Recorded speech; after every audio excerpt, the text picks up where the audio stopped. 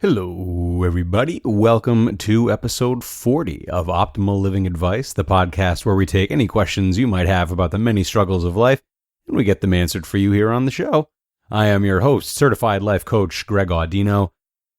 We might get famous with today's episode, folks, if we do a good job. No, we have a question coming in today from a woman who is staring a major life change in the face, a change that it's easy to be thrilled about, but as we know, or will know by the end of the episode, even the best of changes can bring great difficulty. So, without further ado, let's hear the question and see if we can help out. It's very hard for me to ask this question. It's a concern I haven't expressed before, and I don't know who to go to. My boyfriend has recently signed to become a professional athlete.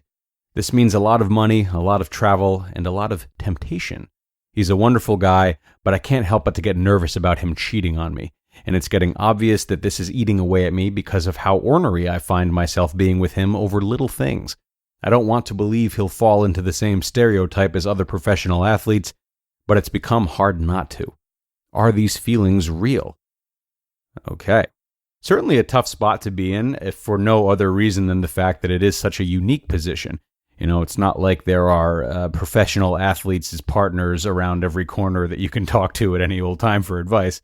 There probably will be in your future, which is good news. But for now, you're stuck with me. Good luck. No, seriously though.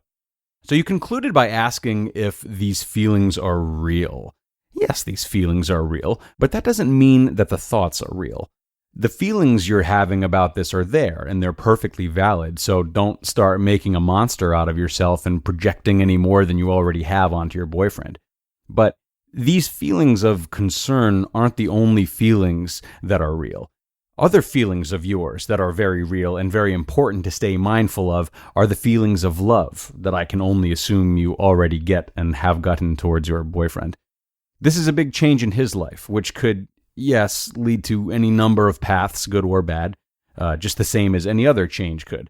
But based on your experience with him thus far, do you have any legitimate reason, not including a stereotype, to think that his character will change?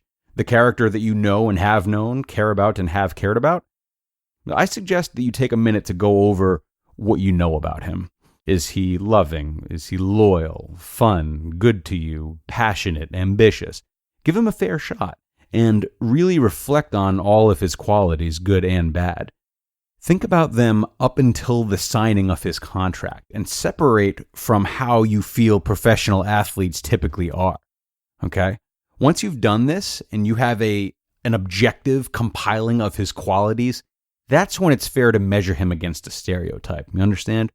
If he predominantly displays traits of dedication and professionalism, humility, etc., then we both know it's not impossible, but it's unrealistic and unfair to assume he'll fall into this negative stereotype that you worry about.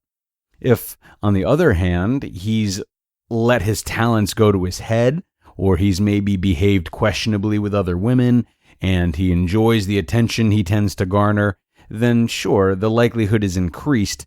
It still doesn't guarantee anything, but these would be grounds on which to question the relationship, regardless of whether or not this contract signing ever happened, honestly. Now, if he does display good qualities, but you're not quite sold yet, look to yourself and others in your life. What are some of your labels and the labels of others you spend time with? What do you do for work? What kind of clothes do you wear? What kind of music do you listen to? Consider the long lists of stereotypes that would follow each of these labels, and ask yourself, do you fall firmly into all of those categories? Of course you don't. You're layered, and there's more to you, and I have to think you feel the same about somebody who is worth getting into a romantic relationship with. People who are comfortable thinking for themselves, they deviate from stereotypes on a regular basis, and if they don't, there probably isn't anything interesting about them. Yet still, we stereotype to try to understand people we don't know. We stereotype to get ahead of the curve. It's a natural defense mechanism in many ways. It's really not as aggressive of a process as a lot of people think it is, which is too bad. You already know and you already care for this man, so, why start grouping him in now? Obviously, as I sort of alluded to a couple paragraphs ago, you don't know what the future holds. You don't know what road he'll go down, what road you'll go down, what road you go down as a couple. But you do know what road you're on now. And all you can do now is be as level-headed as you can and take steps to ensure that you're going down as good a road as possible. And that means a couple of things. That means being communicative with your boyfriend about these feelings in a non-aggressive way. You mentioned not knowing who to go to about this struggle. Go to him. The secrecy of these feelings and your acknowledgement of how it's causing you to be ornery is not helping anyone. His reaction to your vulnerability will only tell you more you need to know about the type of person and partner he is. It also means being supportive of him as long as you feel he's deserving of your support. Don't forget about his struggles in this thing as well. Sure, on the outside, it looks big and fancy, but it's still a major shift for him that inevitably comes with complications, one of which might include the stereotypes people might group him into, as is happening right now. The bottom line is that this will be a change for both of you, and it's no time for either of you to be making one another out to feel like an enemy or an outsider. And there we have it, everyone. Very thankful to have been trusted with such a difficult subject, as always. Especially honored to have been the first person the asker went to, I believe. So thank you for that. Thank you for contributing to the show. And I sure hope all listeners took something away today. As per usual, if you have questions of your own that you would like to send in, I am sure you are learning that we cover a wide range, so please don't hesitate to send them in to advice@oldpodcast.com. Email us at advice@oldpodcast.com. We are happy to do what we can for you. Obviously, everyone's identity is protected, and it's a safe place to bring your concerns to. So you can also join our online community by adding yourself to the Old newsletter on oldpodcast.com. A lot of great weekly updates on there about all of our shows and all of our goings-on. All right, good.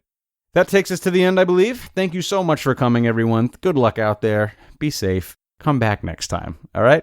Can't wait. I'll talk to you then.